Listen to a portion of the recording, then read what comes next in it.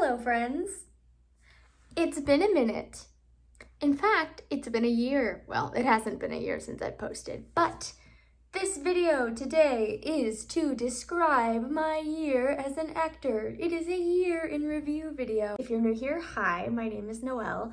I am an actor and a writer, and I graduated from college in the year of our Lord 2020. So that was kind of an interesting time to graduate with a theater degree, as all of the theaters were closed due to the pandemic. And a whole lot of film projects were canceled as well. And for the first few months after I graduated, there was nothing. So I had to get creative. First up, January of 2021, my birth month. I'm a New Year's baby, so January is it's a special month for me. In January, I booked a cable television gig, and I'm not going to say too much because it hasn't aired yet, and I don't know if I'm allowed to talk about it. I didn't sign an NDA. At least I don't think I did. But out of an abundance of caution, I'm not going to name it, but it is a true crime gig, and in it I play a teenager who unfortunately is abducted and raped and murdered. So that was a lot of fun. We filmed in Morris Plains, New Jersey. And it was January, but naturally the crime we were recreating took place in August in Tennessee, I think. So I was wearing a pink tank top and like black Sophie shorts. It's very cold. It was quite cold. There was snow on the ground, but we shot around it. So that was my work in January. And booking that was really meaningful to me. It was really exciting for me because I thought, you know what? If I can book something during the pandemic, maybe this is the right thing for me. Maybe this wasn't a total bad idea. If I could book something when there is almost nothing to be booked, maybe that's a good sign. So that was January. February, I get a text from the casting director from that first project in January. She says, "Hey Noelle, we want to use you for another shoot. Are you available on these days?" And I say, "Yes, I am. I can be." So in February, I work on the same show, and it's a different episode. And this time, I play not the victim, but the person who finds the body. So, but you definitely, there are episodes 5 and 7, but you won't be able to tell it's me in both, because in one my hair is wavy and in the other one it's straight. So clearly not the same actress, right? I joked to the director that they should have me back for a third episode of that show where I, make the body, because, first I am the body, then I find a body. Naturally, the next step in this progression is for me to be the murderer. He laughed, but they didn't do it. That time we shot in Brooklyn. We shot for 2 days, and one of them we were like on the water and it was really pretty. And this shoot was even colder than the first one, even though I was wearing more clothing. It was so cold, and because of COVID precautions, all the windows and doors were kept open for ventilation purposes. And we were all masked, and we'd all been tested multiple times prior to getting on set. But all the windows and doors were open, and they had these ventilator things, and it was just so cold. It was so cold. And I don't get cold easily. Like, I'm warm-blooded. I'm usually hot. So if I was cold, it was pretty cold. And then the second day, we shot in a bar in Brooklyn. It was the Lone Star Bar. It was kind of like a Western themed thing because this crime took place in July in Alabama. Or I might have reversed them. Maybe the first one was Alabama and the second one was Tennessee. but again, it's supposed to be warm, right? So, and with the bar, there weren't as many windows and doors to keep open, but the bar at the front of it had like this garage door kind of thing, and they kept that open the whole time, and it was cold. Eventually, a few of the other actors and I, we kind of like stood on the street to get a little sunlight and try to warm up that way, and they had hand warmers and toe warmers, but the toe warmers didn't really work that well, at least for me. They just kind of made my shoes uncomfortable. They didn't really like get hot. It's supposed to premiere in April of 2022. March I didn't book anything, so March. April, we start production for my own web series called Irreverend. That's irreverend with an D. It is a pun. It is about a man who becomes a church pastor for the benefits, not because the Spirit is calling him. He wants the house, the salary, the free bread and wine on Sundays, which is practically free brunch. But he knows nothing about religion. He's just a bum. He's just a kind of scummy guy who wants an easy way in life, you know?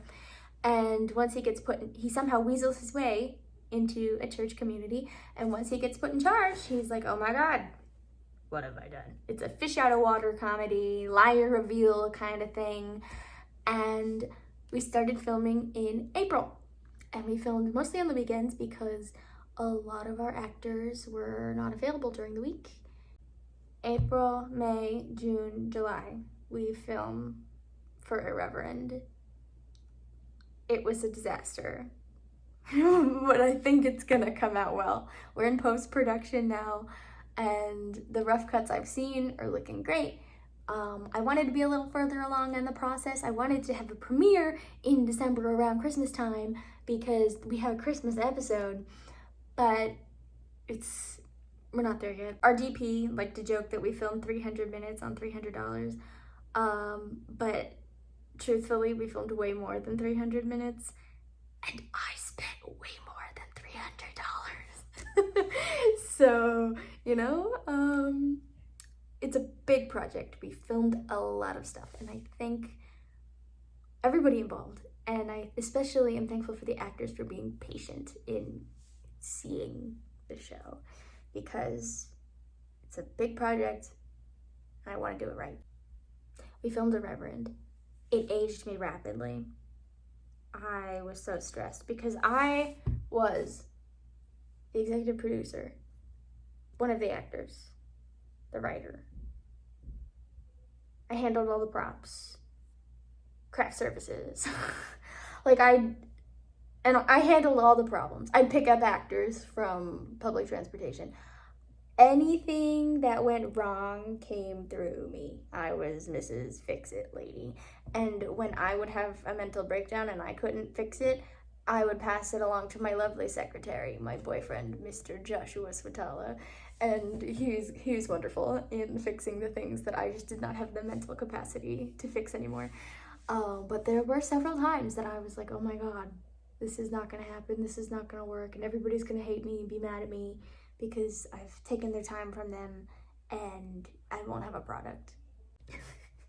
We had to recast 2 actors due to scheduling problems. One of them was being forced to leave the country because her visa was expiring, and I was like, you can't make this up. I couldn't have written a better comedy of errors for how this production went. I'm gonna need so much therapy to get over how stressful that process was.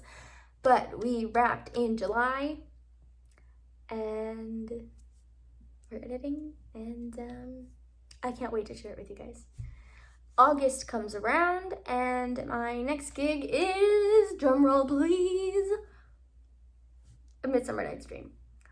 I have actually, prior to this play, never done any Shakespeare. Well, I mean, I've worked on Shakespeare in classes and monologues and such, but I've never been cast in a full-fledged production. And every time I would audition for one, it would be like a 2-in-1 sort of audition where they would have a Shakespeare play and a Greek play. And I would always end up in the Greek play. I don't know, do I look Greek? Let me know down below if I look Greek to you. I must be like the most Greek-looking Italian woman in America, because I'm like half my resume is Greek or Greek-inspired. And so I haven't done any Shakespeare. And so I auditioned for A Midsummer Night's Dream, and I got it! And I got my first Shakespeare play under my belt. I think I learned a lot. The director was really wonderful, and he taught me a lot about performing Shakespeare as well, because like I said, I've never done it before. And I mentioned that to him after I already had the part, and he was like, oh my gosh, wow, I'm impressed, I didn't know. So, thank you. Thanks, Frank. And the production went well. It was an outdoor production at the Hermitage Museum in Hohokus, New Jersey, which is where George Washington stayed. But I feel like you can say that about a lot of places in New Jersey, that George Washington stayed there during the Revolutionary War. But it was still neat! September, I didn't really do much. I did a photo shoot. In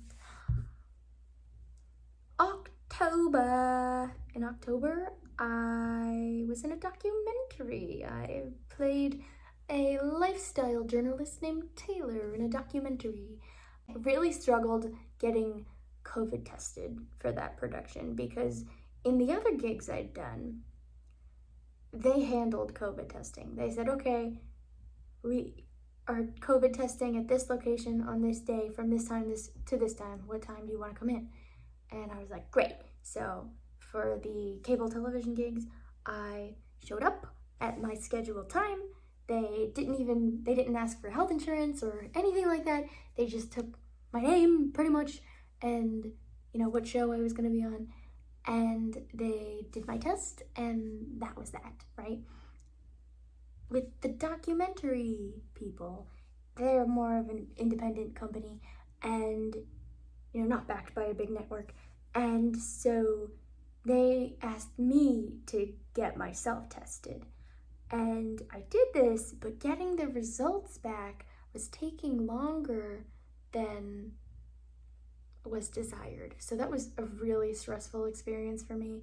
And I, like the night before, didn't even know if I was gonna be able to go to this shoot because I didn't have my results in. And I'm glad that I was able to end up going in the end, but I didn't get the results until like 5 in the morning the day of the shoot. And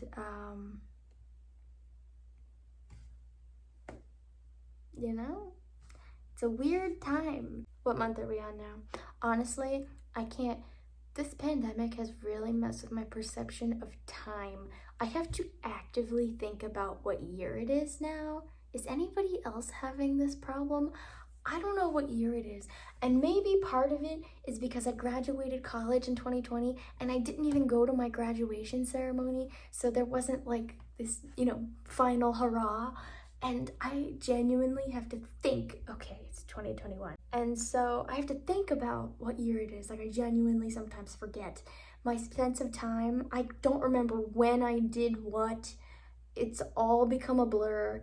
My sense of time is like a bunch of mashed potatoes thrown at the wall. It's just a gloppy mess. Did a lot in November. November was my busy month. November, I did 2 student films. Yes. And I did a photo shoot for anti-blue light glasses. Let me show you. It's so hard to get on this chair. Anti-blue light glasses photo shoot. So there's a picture on my Instagram of me in these. I always thought I looked cute in glasses, but I had 20/20 vision, so I don't need them. There was a phase in high school where I bought these glasses from Claire's that just were like clear, no prescription, and I wore them to school one day. People were like, oh my god, did you get glasses? And I was like, no, they're fake. Like, why would you do that, Noelle? But, so I did this photo shoot where we shot these glasses. I'm trying to show them off without the ring light reflection. Woo! Looks like I have massive pupils. This pair is my favorite, this like brownish tortoise-y pair. I saw that the brand was doing a giveaway and they were like, comment on this and blah blah blah to win free glasses. And so I was like, ooh, pick me. I just did a photo shoot with your glasses. And they did. So that's how I have these.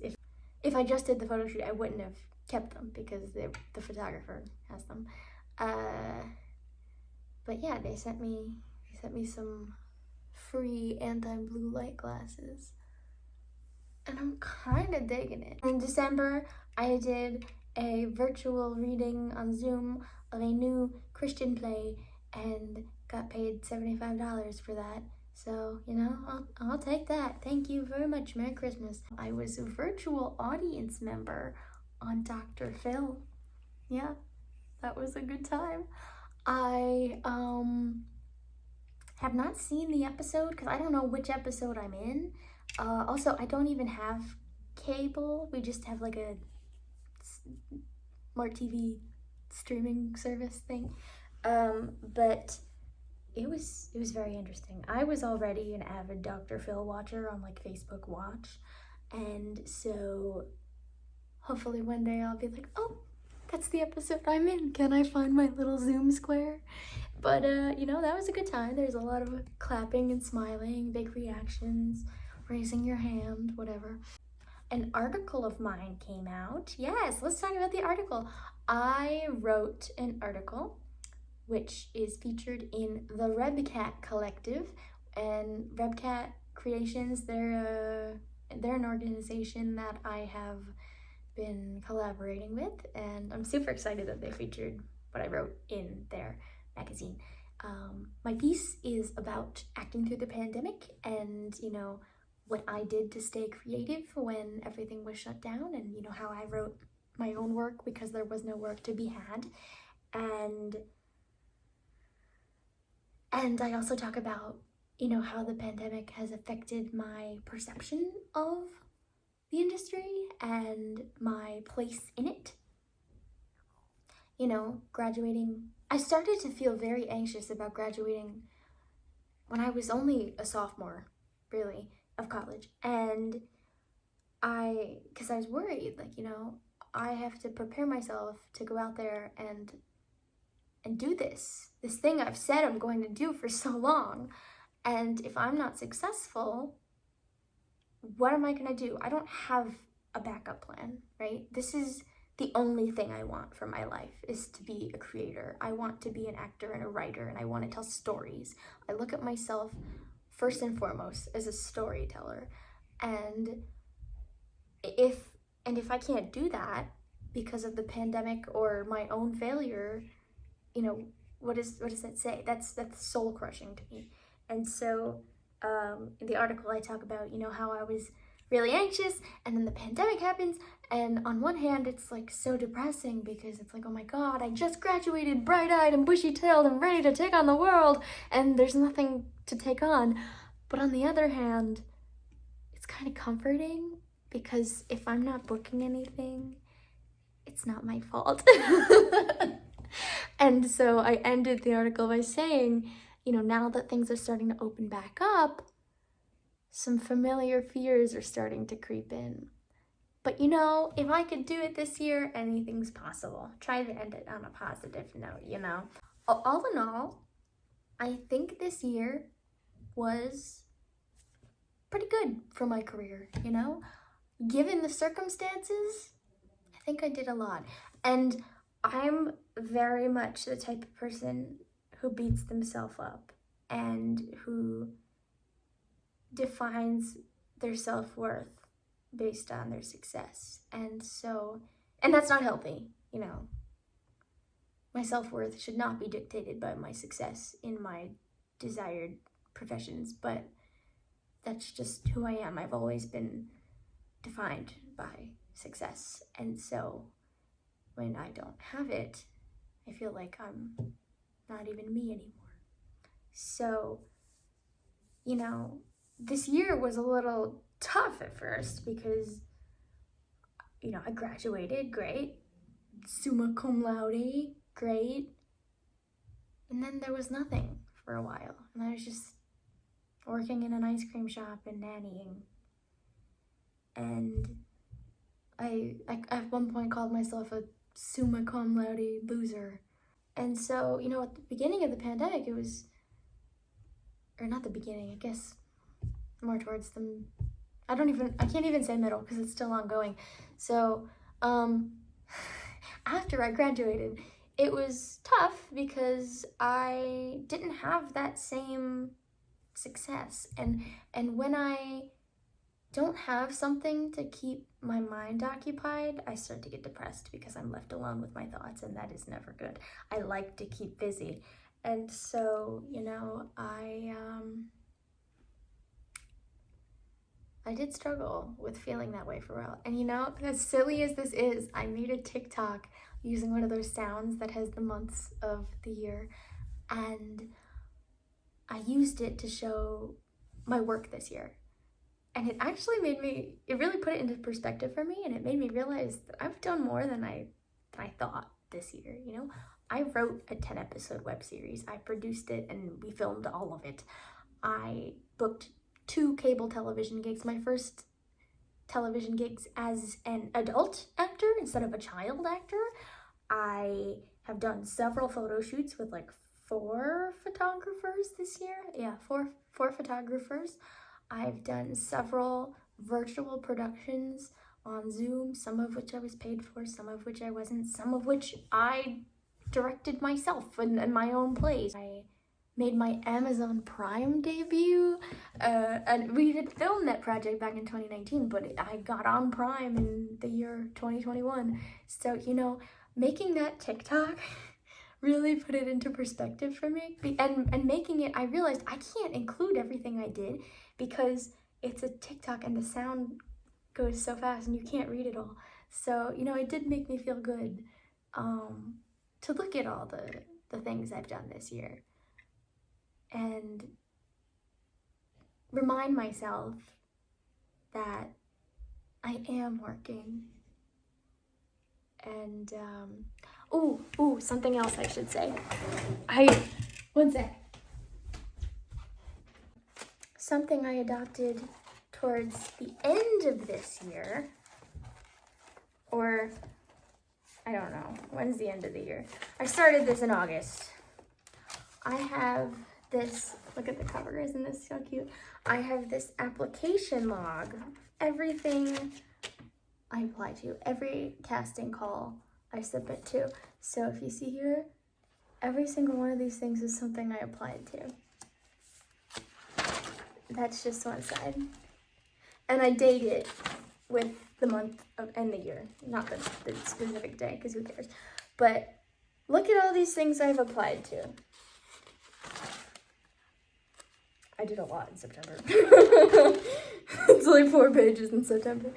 And, so this also has helped keep me in the right mentality, because I can look at this and say, well, if I don't book anything, it's not for lack of trying, because look at all these jobs I applied for. I have a little code here. Oh, this is something else I forgot to mention that I did this year. I also did a social media campaign for Backstage, the casting platform. And that was fun. And so everything, I write the title of the project, and then if I make a cover letter, I put CL, which almost always I put a cover letter. I love cover letters. When I was casting my project, if somebody had something cool on their cover letter, that instantly drew me to them, so much more. And especially if it was relevant to the project. And then if they want to see an audition from me, they get an asterisk.